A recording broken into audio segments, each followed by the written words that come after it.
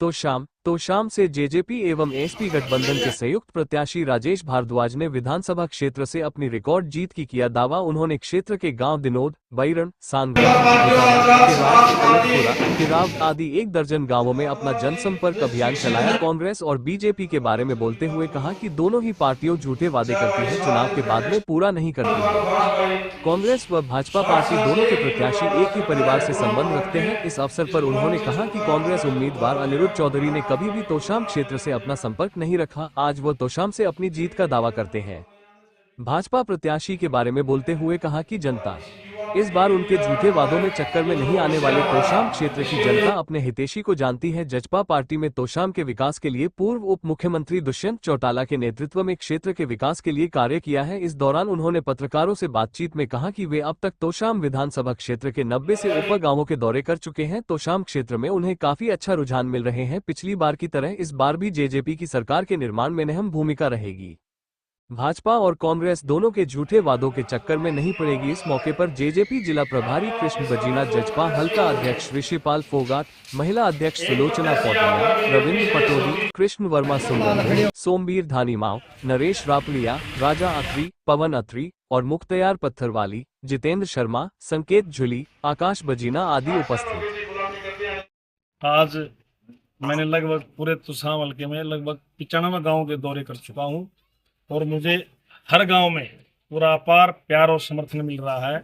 आज भुटाना गांव का मेरा ये प्रोग्राम है। इसके बाद हमारे अलगपुरा और किरावड़ वगैरह के हमारे 4 से 5 गांव और बचे हुए हैं। हर गांव में मुझे जो प्यार और आशीर्वाद मिल रहा है वो बहुत ज़्यादा मात्रा में मुझे प्यार मिल रहा है।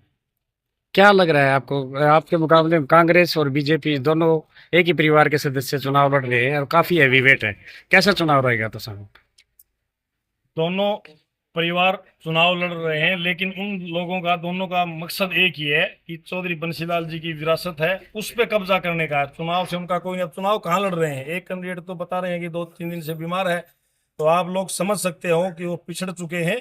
मुकाबला किसी के साथ नहीं है। मेरा प्यार और जो आशीर्वाद मुझे जो तोशाम हल्के की जनता जो अपार समर्थन मुझे दे रही है, तो मैं जीत की और दिन क्षेत्र में हाँ, जो सबसे जो ज्यादा जो गंभीर विषय है वो सबसे बड़ा विषय है शिक्षा का। अगर हम सभी युवा साथियों की, जो बच्चों के शुरुआत से अगर शिक्षा अच्छी होती है, शिक्षा के साथ हमें समस्या दूसरी बेरोजगारी की है, अगर शिक्षा अच्छी होती है तो उसके साथ साथ हमारा अच्छा होगा, फिर हमारी कहीं ना कहीं रोजगारी की बात आएगी। तो समस्या ही समस्या है। तो तोशाम हल्के में एक पानी की बड़ी समस्या है।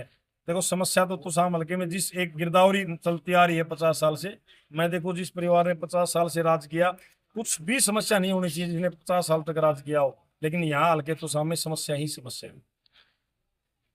कांग्रेस और बीजेपी दोनों ने अपने मैनिफेस्टो जारी कर दिए और काफी लोक लुभावन घोषणा की है, इसके बारे में आपका क्या कहना है? लक्ष्यदार लोग लुभावने वादे हैं। अगर मैं वादों की बीजेपी की ही बात करूं तो सीएम साहब ने चुनाव से पहले घोषणा की थी कि मैं प्रत्येक एकड़ किसानों के लिए 2-2 हज़ार रुपये दूंगा। एक भी पैसा अभी तक हमारे खाते में नहीं आया है। भावांतर की अगर मैं बात करता हूं तो वो पैसा भी 70 से 80% हमारा किसानों का अभी तक नहीं आया है। डीएपी की बात करूं, ये लक्ष्यदार भाषण देंगे, हम लाखों नौकरियां देंगे। अगर आप सही धरातल पे आगे जब बात करते हो तो बीजेपी जीरो है, जीरो। कांग्रेस के नेता भी दावा कर रहे हैं कि वो पूरे बहुमत से सरकार बनाएंगे, इसके बारे में आपका क्या? दावा हर पार्टी करती है। आपको 2 दिन में एक बहुत बड़ा जो अपने आप को कांग्रेस ये कहती है कि हम सरकार बनाएंगे, 2 दिन में आपको एक रिजल्ट मिलेगा। सब कुछ कांग्रेस का भी बिखरा हुआ है, हर नेता हर तरफ जा रहा है। उनके मैं नाम नहीं लेना चाहूंगा, 2 दिन से तो एक बड़े लीडर हैं वो आप पब्लिक में नहीं आ रहे हैं। तो इसका मतलब ये है कि कहीं ना कहीं कांग्रेस में भगदड़ मच चुकी है, तो हर एक दूसरे पे प्रत्यारोप कर रहे हैं।